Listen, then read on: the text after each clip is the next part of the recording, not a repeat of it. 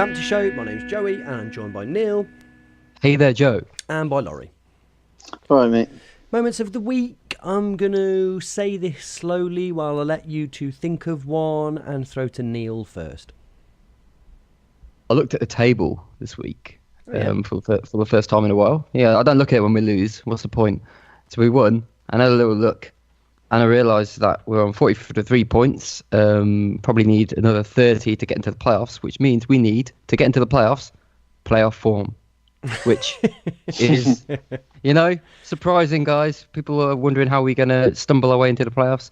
No, you don't stumble your way in, I'm afraid. You've got to win some games. So you've got to win about 9 or 10 games. So, yeah, looking forward to doing that. I was going to ask you what we needed to do that, but we know, don't we? Yeah. My preference, just to make it seem a little bit easier than it is to maybe go on a little bit of a winning run now, lose a couple, bit more of a winning run, lose a couple, and then win the last couple. I mean, I don't know how the maths works. Does that add up to? I'm pretty sure that's all right. That will see us through. As long as we get 9 or 10 wins, you get into the 70s. This is going to happen with that shit team, isn't it? Of course. We just need to score some goals. Do some goals, do some wins, do some being good. Here's what I think we need to do. I think, 1, score some more goals. Right? Okay. Yes. Then, as long as we keep it tight at the back, job's a good one. Oh, God, football is so easy. It's really easy, isn't it? We figured it out ages ago, man. I don't know why they're not listening to us. I would be sitting down with the strikers and I would just show them like loads of videos of other players scoring goals. Pele. Yeah. And, I'd show them a clip of them hitting a good chance straight at the keeper, and then I'd have a red X appear on the screen over the top of it, and then I'd show give them electric shock when that happens. Then I'd show Gabriel Batistuta scoring a goal, and then it'd pause and there'd be a green tick, and then I'd stop the video. If I was Robbins, I'd say, so what have we learned? Laurie, moment of the week. So I've actually prepared heavily for this, and I'm torn between two. Obviously, 2 moments of ineptitude on Saturday. And I thought I was going to... Actually, I'm going to go for... I thought I was going to go for Bright, his moment when he thought he was Dennis Bergkamp for a second and receiving a pass on the edge of the box. He didn't just control it. He tried to do that kind of control where you pass it around someone and then catch it the other side. Obviously didn't work. No. But instead of that moment, I'm going to go for the chance that was created for Bakayoko in the first half, where it was hung up to the back post perfectly. I think it was by Thomas or by someone else. But he doesn't just miss, he messes it up so badly. He gets up way too early, so the ball arrives at him when he's already kind of back down on the floor, and then heads it into the floor really slowly, and I think it goes wide. And all of it results in such a bad miss that no one even managed to get angry, because it then didn't look like it was a chance anymore, like it had never been a chance. So he'd actually managed to find a technique for missing whereby no one can get angry because it just looked like it was like a throw-in or something. So Bakayoko, had someone threw a stat out that he had created the most chances in the league this weekend, but he also created a lot of bad football as well. I am... We've got a few players in our squad at the moment who... It's a shame that that blog that nobody wanted to... the name of it was CCFC and all of the C's were spelt differently, like the stats blog. We could really desperately do with that back, because I can't understand why... and I don't mean to be rude, I just mean it literally. I can't understand why so many people think that Jordan Willis is the best defender in League One. I can't understand why so many people think that Lee Burge is rubbish, and I can't understand why anybody thinks that Bakayoko is a professional footballer. And I know that's needlessly cruel, and actually I feel awful watching him, because I think he's trying and he seems like a nice enough fella and everything, but that every game that he plays, I look at him and think, you don't look like you've ever played football before, and I feel sorry for him. I know that probably he'd just be like, fuck off, Do you know what I mean? That's none of your business. But even at a time where all of our strikers, even at a time where all of our strikers are misfiring, he's making them look significantly better. I don't get it. Like you say, the chances again on Saturday that he missed, it doesn't even look like it's lack of confidence. It just looks like total lack of ability. But there's clearly something that I'm missing, because we paid money for him, and you know, like you said there, he's creating chances. But I think it's just that I think we're so heavily influenced by our sort of set opinion of people. I just think it colours what you see. But with him, I don't see it. Do either of you? I'm having a hard time seeing it. I keep telling myself, think back to Charlton. Maybe that's the real Bakayoko. But then he just that was a perfect example of Bakayoko, because for those 2 goals, he barely even had time to think. He just lobbed himself towards the ball, and it can be important, in. Can't it? Yeah, it can be very important. And like one time, I think it went off his shin, the other time off his head, and like that was not a thinking man's goal. That was just, if you threw a plank towards the ball 100 times, maybe once it would hit the ball, and just it happened twice. The other thing with Bakayoko is that I would have probably had a similar conversation about Biamu at the start of last season, and now I'm literally in love with him. So there's I guess it's a thing of, is it fair to judge a striker who kind of has been in and out of the team all season with a completely different group of players around him? Is it unfair to judge him on the basis of the fact that he might need to be in a certain team, like he might need to be playing a certain way to get the best out of him, and that we're not doing that for him? There's possibly loads of mitigating factors, but I can't get round the fact like a pub team or something. Well, I can't He'd get be round mint in a pub team, I reckon. I can't get round the fact that I just think the chances that he's missing are so far away from being scored. I think the thing, and I'll make this the sort of very specific moment of the week rather than just a kind of anti-Bakayoko diatribe. There was a moment that got lost a little bit because of a strange decision on Luke Thomas's part, where Luke Thomas was carrying the ball, and Luke Thomas is probably, well, almost certainly quite a lot faster than Bayliss, and Bayliss was quite far behind him and really, really tried to run ahead of him. And Luke Thomas sort of carried on sprinting forward and saying to him, "You're going to need to get past me." You're just like, you might need to slow down then. Like, you've got to give him a chance. But actually, we talked about the fact that was funny how that had happened. But actually, that only happened because Bakayoko was ahead of him and made no attempt to move into even a small amount of space to receive the ball. And it was moments like that where you just looked and you just thought, you just don't look like you're... Not, and he was trying all game. You just don't look good enough. But like I say, this could all blow up in my face, and I really hope he makes me eat my words, because one, he seems like a nice fella, and secondly, you want every Cov player to do well. But there you go. Bakayoko, probably I've talked about for enough for 10 podcasts there, Laurie. But what about the other 10 fellas on the pitch? David Stockdale, have you got his name on the back of your shirt like everyone else seems to yet? So that was your moment of the week then? Was that taken care of? Yes, it was, yeah. It was, yeah. I liked him. He made very good. He made a very important save when Jordan Willis made that error after when we were 1 goal up.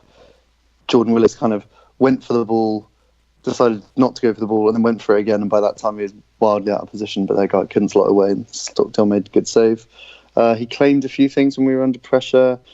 And generally, he's got his own song, Fair Play to him, which I started singing, kind of humming a lot behind you, Joey, which seemed to annoy you, or at least get your attention. What is the song? I'm being off the grid a little bit. What's going on? Joey, do you remember? It was a seriously catchy tune. I remember that I had to ask what it was because it sounded rude to me.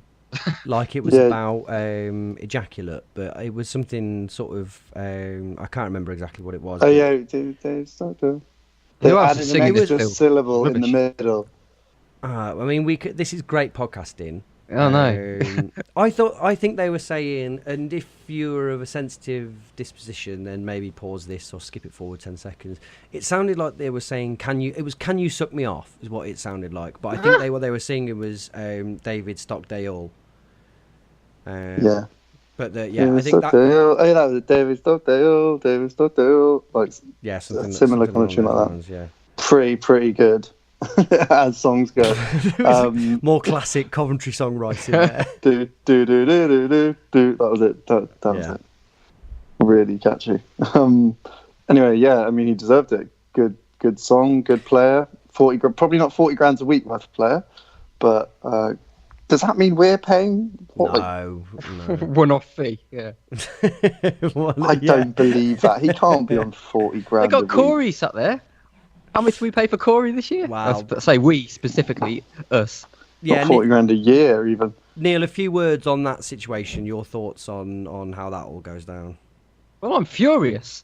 We had a chance to get our player, Corey Adai, on the pitch for us. And, I don't know. I fully understand the decision. Do you, though? I kind of do. Like, sort of, Robbins looks at us and says, well, there's an opportunity to bring in a keeper for one game who, is of a professional standard. Let's do it. And, the alternative is putting in Corey Adai and then having nobody else available on the bench, apparently. So I guess the rules allow for it. I don't disagree with the decision to do it. I disagree with the fact that it was an option. I just think why we didn't. You don't need a keeper if you've got a keeper there. It's not an emergency if you've got a keeper on your books.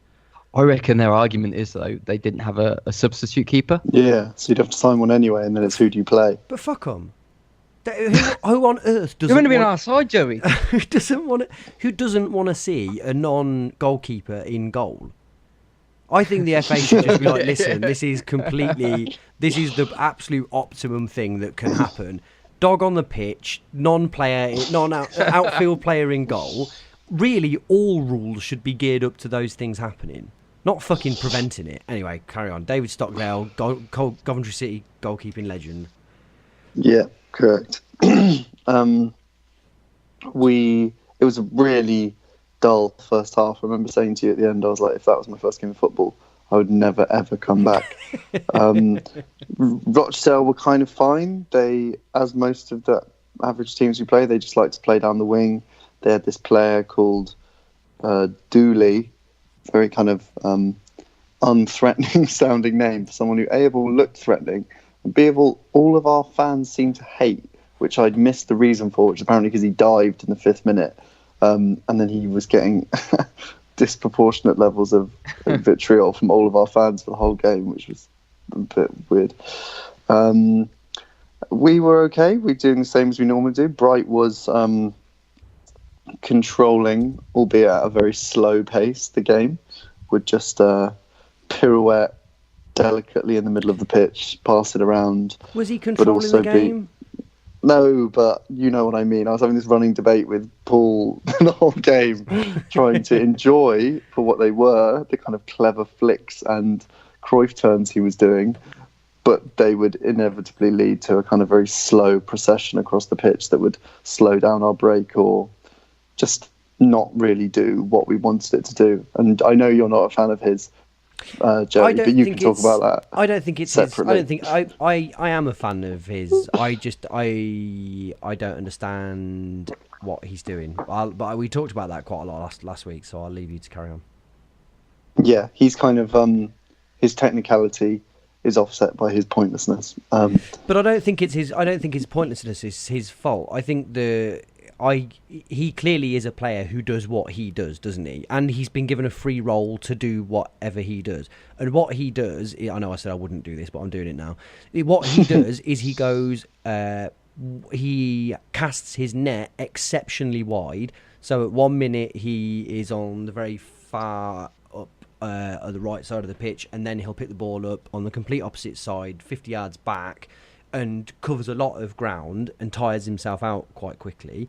But that he that he hasn't been given a remit to, like Jorginho is a particular type of player, and the reason that he's able to exist in that Chelsea team is he's got a function, which is he can play 2,000 passes every game because it's about recycling the ball. But if he hasn't got players to give the ball to, he would be completely useless, wouldn't he? Like, if that wasn't part of a system, that would serve no function, just recycling the ball in the way that he does. And I feel a little bit like that with Dennis Bakary. He's told, go and find the ball and sort of give it, but that there's no cohesion to what's happening there. And too often is, like you said, is that he picks up the ball, players break around him, and his preference is to beat a man than to move the ball on quickly, which in itself would be fine if we were like a slow build-up team, but the players they're not all on the same wavelength. And I don't think that's his fault. I think he has been given a role of doing what you want, and it doesn't all click together. But I think this is my gripe with Robbins, ever since he's been here, isn't it? No, I think that makes sense, especially because, like you say, he's playing in behind Bakayoko, or was in this game anyway, and Bakayoko isn't making any clever runs, looking to be threaded through by Bright and take advantage of his ability to play good passes. Nor we have one decent winger on one side, Luke Thomas, and then we have Jordi Hawula on the other side, who does his best. But yet we're not set up to score goals from crosses either. Like Luke Thomas, he's good at cutting in and shooting, but surely one of the aims we should be going for is crossing the ball in for Bakayoko to score headers, but that just isn't going to happen. It happened at Southend in kind of a one-off freak, but that isn't how we're set up to score goals either. So much as we have all these kind of attacking players, there's no cohesive plan as to what is Coventry's perfect goal. Man City's perfect goal is pulling it back from the byline on the 6-yard area and tapping it into an open goal. We don't really have a perfect... I mean, our perfect goal is Connor Chaplin curling one into the edge of the top corner from a free kick. But that's not really a plan. Sorry, go on, Neil. No, it's just the idea of a perfect goal for any club. That's never really been the premise I've considered before. Like, have you got any more examples of perfect goals for other teams? Well, I would say occasionally so. When we play teams, just because it's new for me, I've never really thought about it that way. But yeah, just teams like, remember when Moyes was at Man United and all they would do was go down the flanks and just bang in crosses, and all they wanted to do was score headers from crosses. That was the kind of goal they would score. And we play teams in League One who just seem to have, this is how we want to score goals, let's give it a go. 2016 Leicester would be on the break, Danny Drinkwater, Kante win the ball back, give it to Danny Drinkwater and spring Jamie Vardy at some point. The Man United 2008 of winning the ball exceptionally high up the pitch through Rooney and Tevez being an absolute fucking menace, and then trying to find one of the other ones, or Ronaldo. Like you say at the moment, Man City trying to get the ball to the byline and drop it back across the goal so that someone taps it into an empty net. I do think that there are lots of teams, and they tend to be teams that are, very high level, or that very successful if they can get it all going, where they've got an idea of, this is sort of plan A, and obviously we don't only aim to score goals in that way, but that this is ultimately the kind of what we're geared up to. The other one is Stoke 2008 era Rory Delap throws and set pieces. I think a lot of teams, and that I specifically what I would like to see from a team is an idea of, this is the sort of main way that we're looking to score, but obviously then if something else happens, then great. And actually for us, our two main chances on Saturday came through Hawula on the left being slipped through by Bakayoko as an inward-facing wide player, and Luke Thomas on the other side, who was really unlucky because the save was good after he'd weaved through those players. I think there is something to be said for, you could play 4-3-3 or some version of it with inward-facing wingers, and you could use it, Bakary and Bayliss, to try and put the ball between the centre-back and the full-back for what is essentially two strikers almost, coming in to attack the box from that way, and you could have someone, possibly even Chaplin, but probably ideally someone bigger and cleverer, Biamu again ideally, who's there only really to create space and hasn't got nominal goal scoring responsibility. Like, he's just there to sort of elbow players out of the way and make life difficult for them. I actually think we've got lots of players that could make that system work. That's one of the reasons that I find it frustrating, that I think so often it seems like we don't go out there with more of a plan. And I think part of that is, to make that work, you'd have to tell Enna Bakari, you aren't allowed to go into your own half to pick the ball up. Like, that's not what can happen. You've got Liam Kelly who can pick it up and play a pass into you. You need to be ready to play a killer ball, and that's what your job is. But instead, it just seems like the team goes out and it's kind of up and at them, give it your best shot. And like you say, Bakayoko, you'd think with the size of him, is that you'd have an option of putting crosses into him. But I don't remember crosses going into the box for him at any point. I don't know what our identity is, and I don't know how many more times I can say it without people just writing in and saying, please stop, because we know what you think. Yeah. Even within all that, the first half we still produced, I think, the better of the chances. We got down the wings occasionally. I mentioned the hanged up header for Bakayoko. Hawula got a chance of his own, which he kind of hit into the floor and was then saved. And Kelly had a couple of long shots, but it was widely unremarkable. But we got in at 0-0, and I'm always happy to get in at 0-0. Kelly was looking decent. The defence didn't look like they were under too much pressure at any point. Bayliss had his moments occasionally. The one you've mentioned with Luke Thomas, where they were kind of in the wrong roles when it should have been Bayliss slipping through Luke Thomas. And yeah, in the second half, what happened here? So Bayliss had to go off straight away, and then Jordan Shipley entered stage left for probably his best performance I've seen this season. Was it you called it the Jordan Shipley Revolution? I think was how you called it. Yeah, he did just multiple good things in a row, or if not good things, just things that I didn't remark on as being overtly negative. All jokes aside, he was much better, weren't he, than he has been in recent weeks, I thought. Much better. One of the first things he did was involved in this move that moved from the right to the left, took a lovely kind of feinted drop of the shoulder and then slipped in Jordi Hawula, and I think that was the chance that you mentioned where he cut in and shot wide, but very promising. And then probably the most important moment of the game, when we had a free kick in a dangerous area, which we immediately turned into a Rochdale breakaway. Bright was too busy appealing for a handball on the edge of their penalty area to actually track back. They sprint the length of the pitch. It's wide open for them, looks extremely dangerous. Falls to Calvin Andrew at the back post, who's completely wide open, cuts back inside and curls in what looks like the perfect finish into the far top corner from where we're standing on the halfway line. And I think it goes about 3 or 4 inches over the bar, and Stockdale was nowhere. Looked cool as a cucumber, but yeah, if that goes in, I think you've got an extremely different game on your hands. But it went wide, and we still had a lifeline. Thomas was taking the piss out of their team, like him against their number 5. I think their number 5 was actually centre back because he got moved across, but Thomas was genuinely just pushing it past him and then doing like roadrunner legs, and number 5 just looked so sad every time he did it because there was nothing he could do. And so he'd frequently kind of get in behind him and then pull things back, which didn't really come to anything. I was getting really excited whenever we had a chance, which I was getting told off for by everyone around me, even though it's very exciting getting chances, even though I know we don't score them and they weren't particularly good chances. Liam Kelly was looking great. He was doing all kinds of things that I had this discussion with my friend. Can Liam Kelly do lots and lots of things on a football pitch that he's just keeping secret? Because occasionally he'll just smash one from 40 yards. Did it the other day, hit the bar.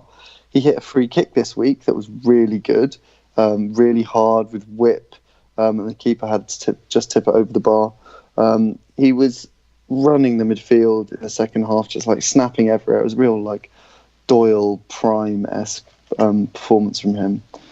Can I hit you and with then can I hit you with a controversial statement that I'm not even sure if I agree with myself yet?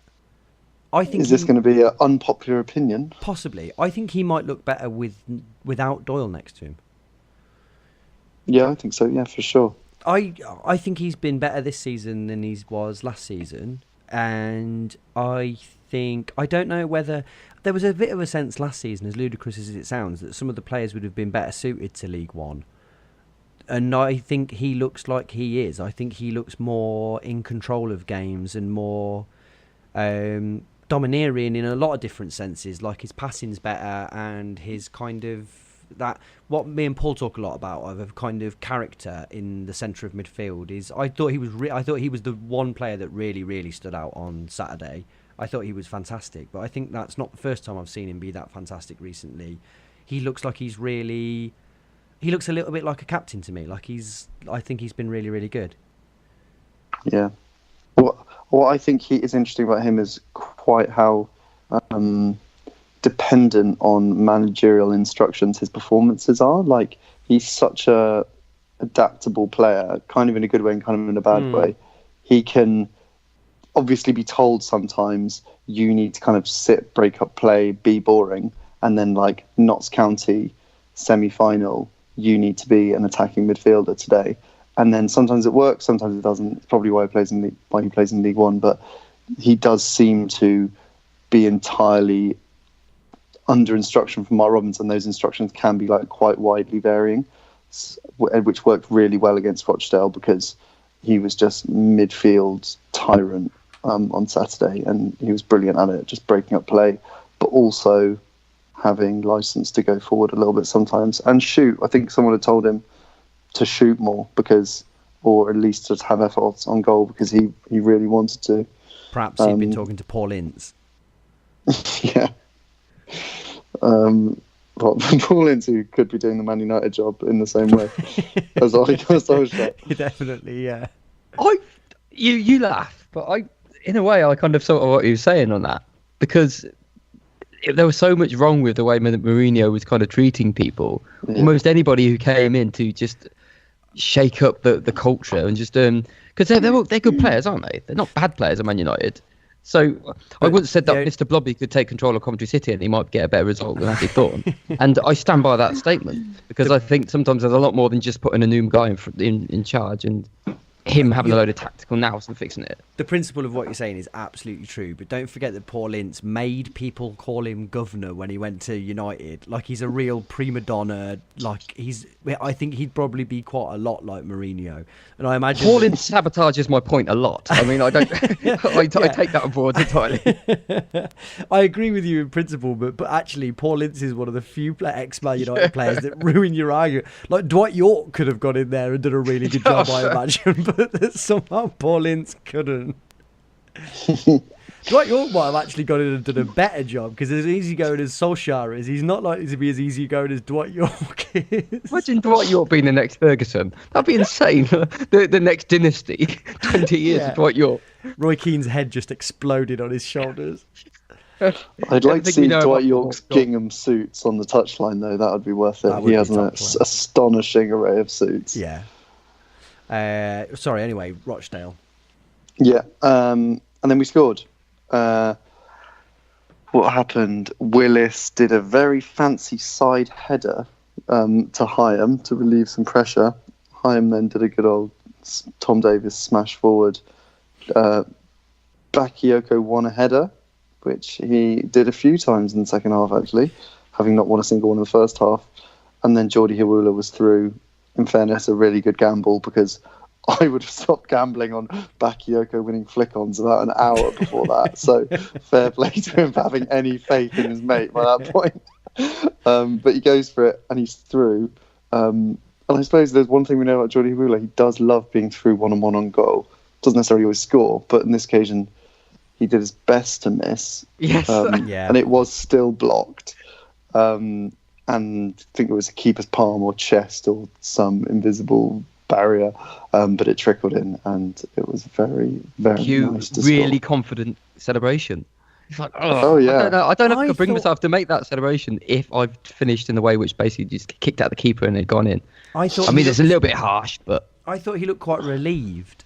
And I think I might have said this on WhatsApp, but it also looked to me, because they came and celebrated right in front of us. They probably saw us, didn't they? You know what they're like. But the players really mobbed him as well. Like, they looked really happy for him, more so than just for the average amount. Like, it was like I know this is an awful thing to say, but it was almost like he might have known someone that had died and that they were happy. Oh, what? You know what I mean, though? What's it? When that sort of thing, where Is that people what are our like, drought has got to? That now it's like someone's died when we score. But they they see.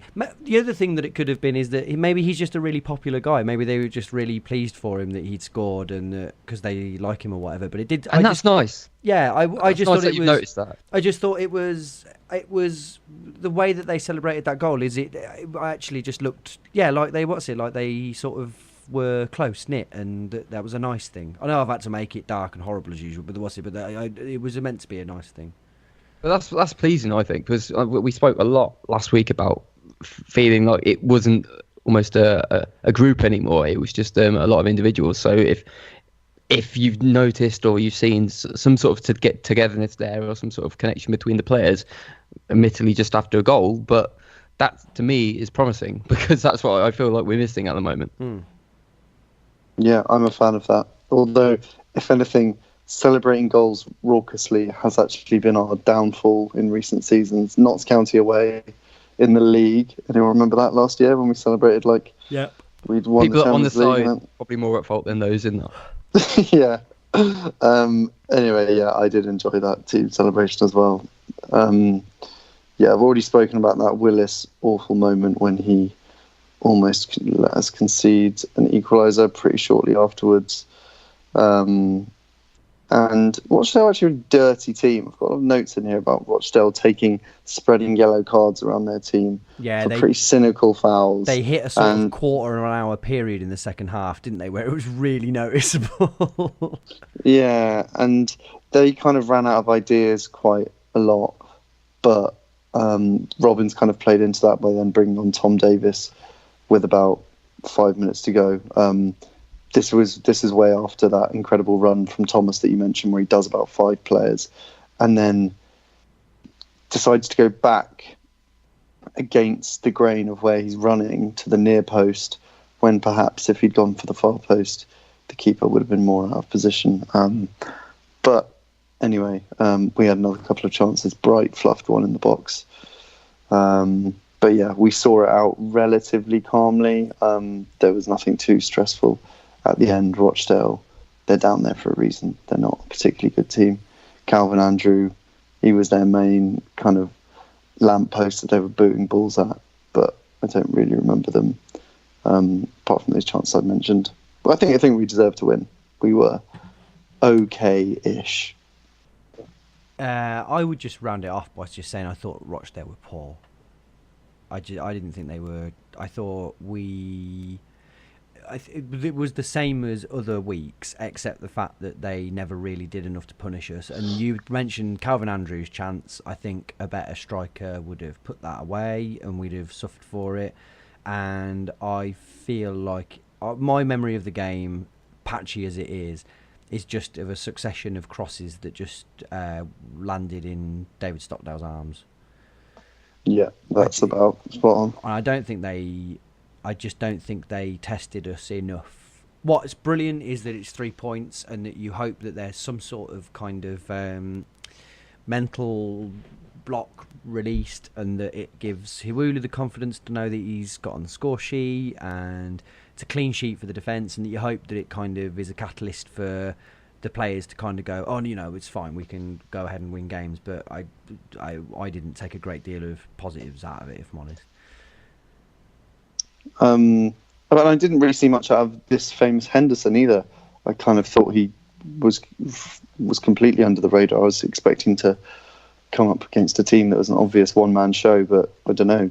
Did you see him? I thought he was. I think it was very difficult for him, weren't it? Maybe there's something to be said about the fact maybe we defended particularly, but maybe we're not giving the defence credit for strong, sort of solid defensive, positionally adept performance. I like Brandon Mason. I think Brandon Mason has been really, really consistent all season, hasn't he? And I think he's been unlucky when he's been in and out of the team, because it does seem to be in spite of himself rather than because of anything he's done. And Sterling is good, and increasingly I look at that defence and think that's a good bit of this season, isn't it? If we can settle that back four now, whether you like Davis more than Willis or Hyam or whatever, but that you settle that back four and hope that that is a rock to kind of make sure that that's settled, which it's not really been. Try and build on that as a platform, and then stop. Sterling was quite quiet though, wasn't he? He was, yeah. It was one of his worst games in recent weeks, but I still thought he was good. Like, he was still perfectly fine. He's just a lovely class act, isn't he? Yeah. But yeah, I like I say, I think what we've got to hope is that it means that we go into a game, which we will preview in just a second, against the terrible Walsall side, and take it and use it as momentum for that playoff push that Neil talked about before. So just on cue, here is my conversation with Dom earlier about the Walsall game. Hi Dom, thanks for joining us. Hey, how's it going? Not too bad. Walsall, what can you tell us about them? Well, they are in a really bad place at the moment. They lost to AFC Wimbledon last night. AFC went at the bottom of the table and pretty adrift. They've won just one of their last 12 games, and it just all looks like it's going wrong for them. Sort of really coming down to part of it, sort of. There's not a lot of investment in the squad, although they have a relatively inexperienced manager in Dean Keats, who just doesn't seem to be getting a grip on the job. Seems to be sort of losing sort of the sense of purpose that he had when he initially arrived at the job. Sort of brought initially just this sort of no nonsense attitude. The team playing a lot of spirit, just 4-4-2, and just keeping everything as simple as possible. Everyone sticking to their jobs. And then over the course of the season, after a few bad results, he started tweaking things, and it's almost quite reminiscent of how things went wrong under Stephen Presley, where tactics are changing every week, lineups are changing every week, players are coming in and out, and there's no real sign that the players he signed in January, he's had quite a bit of shake-up in January, that they're actually that much better than the players they've got rid of.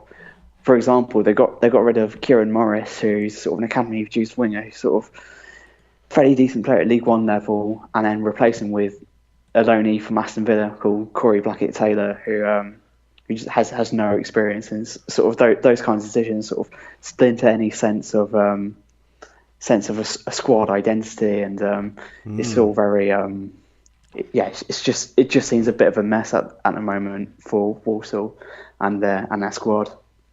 Are they to somewhat, if we think about the sort of last 5, 6, 7 years or so, are they somewhat a victim of their own success? Because it always felt to me like they were sort of punching above their weight ever so slightly, with maybe a couple of decent players every year that were possibly above what they would normally have. And is it just that they sort of are now retreating back to some sort of normality? Or actually, should they have really got to the Championship and actually kind of, this is actually now them regressing?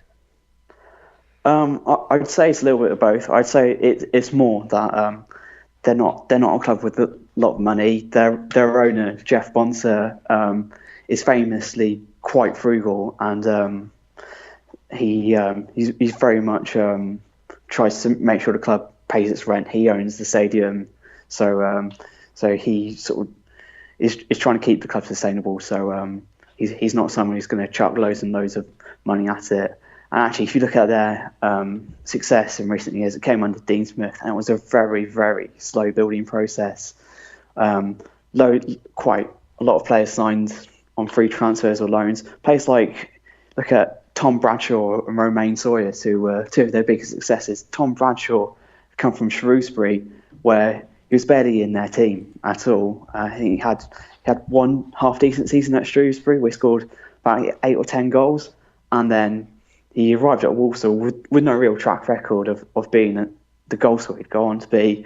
And Romaine Sawyer is like quite a lot of Walsall players around that time was plucked from the academy of West Brom. These sort of take on quite a few sort of ex West Brom or Wolves academy players. Obviously, that's it's very local to them, so it's been quite a fruitful market for them over the years, and maybe that sort of dried up a little bit. And then also just losing Dean Smith, who had a very clear sense of vision, was prepared to stick almost sort of laboriously and quite stubbornly to a template of sort of building from the back and being very patient with his players. And then over recent years, Dean Smith left halfway through that season where they were really up in the promotion race. When we were up there with Tony Mowbray, he left halfway through that season for Brentford, and then he placed him with Sean O'Driscoll, who lasted about 12 games. Yeah, they didn't seem to be a good fit. And then John Whitney, who just very quickly seemed to rub the Walsall fans the wrong way. Sort of someone who talked a good game, but didn't necessarily deliver it. So sort of, I think there's sort of just a general sense at Walsall from the fans are just very frustrated that the club is set up to live within its means, and they're never going to be overly ambitious. They're just more concerned about making sure the club's growing, which from an outside perspective isn't necessarily a bad thing. And what sort of threat are they likely to pose on Saturday? So the big threat for them is Andy Cook in attack, who has been sort of the biggest success story of Dean Keats' reign. Signed from non-league, Tranmere, who ultimately won promotion last season. He was their top scorer on about 30 goals. They did well to pick him up, but I don't think many people saw him as a League One player. I mean, if you look at him, he doesn't look like someone who's going to be pushing up the divisions. He does have a bit of a belly on him. He's a big striker, thrives on crosses, and the success earlier in the season was just based around playing 4-4-2, getting loads of crosses in the box, and Andy Cook either scoring from headers or has about 3 or 4 really good sort of worldies from outside the areas on him.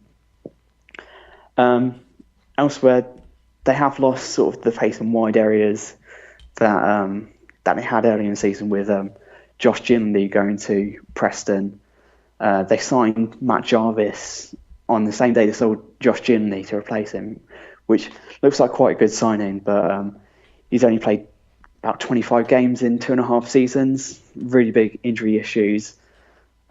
He's been relatively decent for them, but he's sort of not... They're sort of struggling to find another player in attack to take the workload off Andy Cook. So they've signed Arami Dote on loan from QPR, who's quite a highly rated player in their academy. Hasn't quite hit it off yet. Has had a few sort of decent chances. Hasn't really played yet, so it's too early to judge. Had Morgan Ferrier earlier in the season, who another sign from non-league who looked like he'd really hit the ground running, but he seems to have lost form recently. And then sort of a feature of the 2 games we played against them was their attacking fullbacks. Nicky Devlin at right back and Luke Leahy at left back. Luke Leahy actually used to play for Rugby Town. He's from Coventry, and he was actually signed for Falkirk by Stephen Prestley, which I thought was quite interesting. He scored both goals in the league game, including the penalty, and he was pretty pleased about it. He was one of the Walsall players who were quite keen to give some stick back to the Coventry fans during those away games early in the season, and hopefully you'd imagine that some of our players might be using their celebrations as a bit of motivation for this game.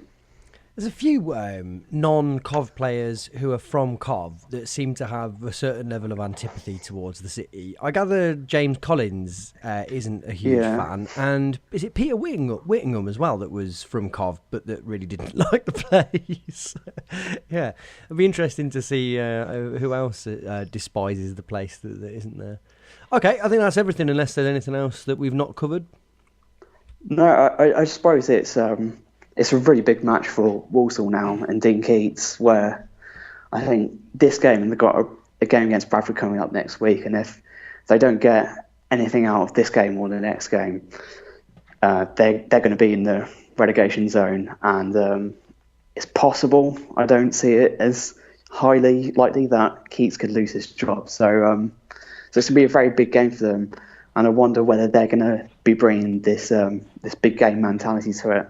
I just wonder whether, especially after getting a decent result to take some of the pressure off ourselves last week, that where we might come a cropper here is if we don't match that intensity. So I think that's going to be sort of an interesting element to this game.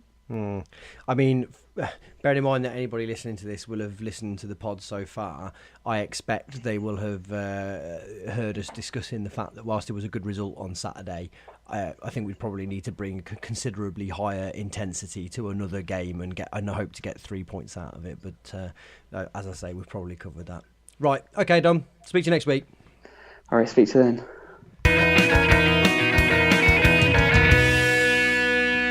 Okay, thanks, Dom. Right then, let's try and do some questions this week then. Regularly of this parish, CJ Joyner asks, Laurie, not specifically, but Laurie, I'm going to throw it to you. Is water wet or does it make things wet? Sorry, this is a professional podcast. I'm not going to respond to these stupid questions. I've got Laurie. You've asked questions for a podcast that you're on. I don't know whether you want to answer. Do you want to answer them yourself, or shall I ask them? Why am I such a desperately sad individual? Who's going to answer that one? This is a question that I like from Rob Jones. Neil, if the panel could re-sign one of Willis, Burge, Grimmer, or Davis, who would it be? I like that question. Oh, that's it. Sorry, that was Burge, Willis, Davis, or Grimmer. Yeah, I think who are the players? Are they all out of contract, presumably? Lee Burge for me, actually. Agreed. I just think I don't like fanning around with goalkeepers. I'm quite happy with him at the moment. He's settled enough. Leave him be. Sign him up. Laurie, I'm surprised that you've not gone for Tom Davis, given your adoration. Yeah, but if you actually read your replies to your tweet, you'd know that my response is already, I don't actually want Tom Davis to play in the team. I just want him to come around my house. That's all I care about. And I think Lee Burge is probably the best player out of those and the one who'll be worth the most money eventually. So I don't think Jordan Willis... That's a big call, yeah. Above Jordan Willis is everyone cool, loves, isn't he? Jordan Willis is handsome and he's got nice hair and stuff. You get signed. Burge isn't handsome, is he? But Luke Thomas isn't handsome. He'll be worth some money eventually. I think Jordan Willis has found his level. I really think he has. We've just missed a big Neil call there. Did you just say that you don't think he will, Luke Thomas? What, Luke Thomas? Yeah, well, this is going to be played back to me later on, but I don't think he will. I reckon what's going to happen with Luke Thomas is he's going to get to the point where in 3 years' time he still can't finish, and then people are going to give up on him. That's more like Ryan Kent. Well, potentially. I think Ryan Kent's maybe a bit more explosive. Yeah, hasn't Ryan Kent? Didn't he get injured? But before he got injured, he was doing very, very well at Rangers. Yeah. Was he doing really well? I thought he'd had a bit of a few average spells at Bristol City in Germany, hadn't he? I mean, but Rangers is literally the fucking pits, isn't it? So it's not probably that much of a thing. Yes, but Neil, you're going for that's an interesting one on Thomas. Laurie, is that something you concur with? About Luke Thomas? Yeah.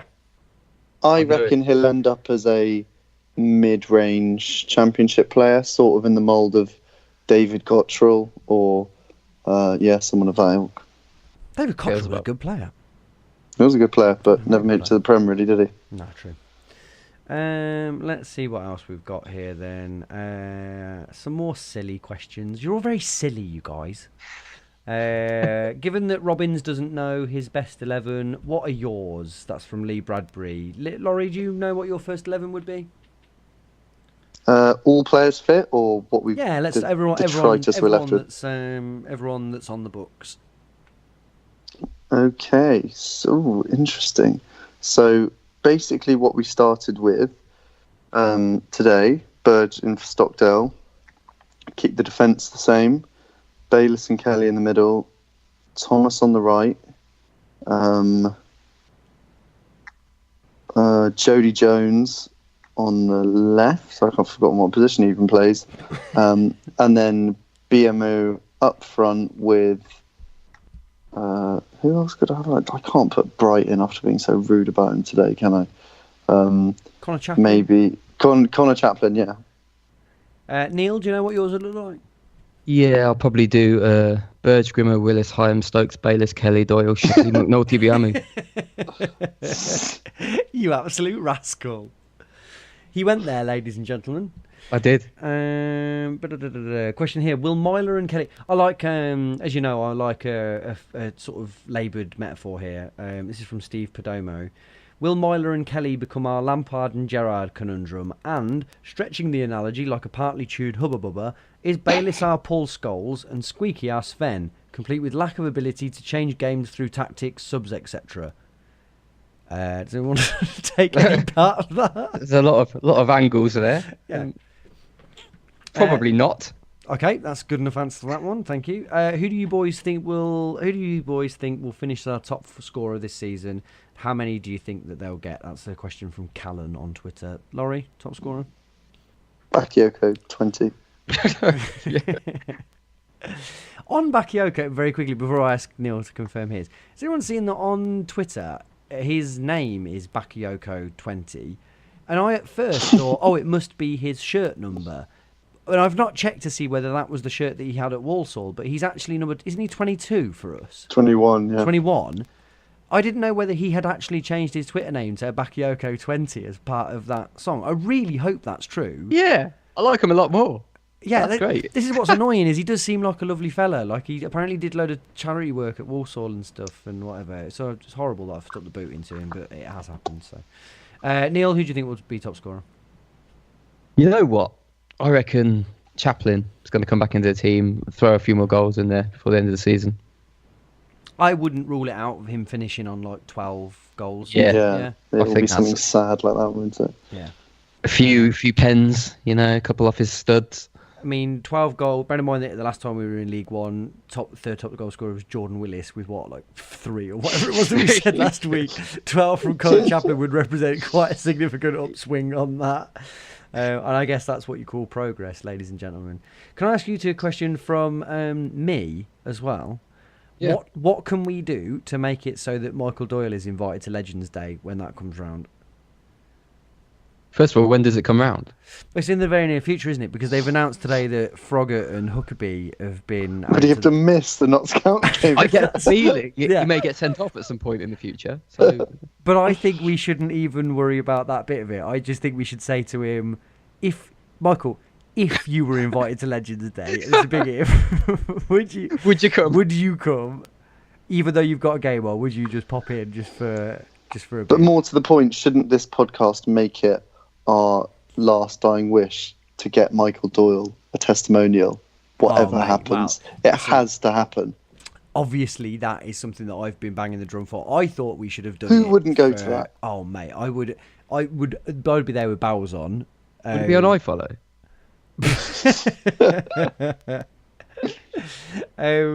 I would be completely up for that. I think let's take this one step at a time, though. He should be at Legends Day, and he should be the guest of honour at Legends Day. Man of the match, everything. I would also invite other current players, Madison, Wilson. Can you invite like Clark Harris? Yeah. Get the Johnson. Yeah, get them all back.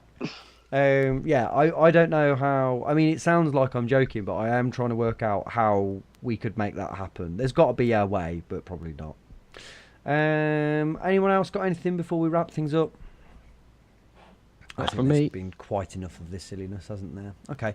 If you want to get in touch with us, it's neellampteyshow@gmail.com, @neellampteyshow on Twitter. Laurie, where can you find the blog? thelonelyseason.club. And thank you for coming on. No worries. Thanks for having me, mate. Thanks, Neil. Cheers, mate. And thank you, listener. Bye.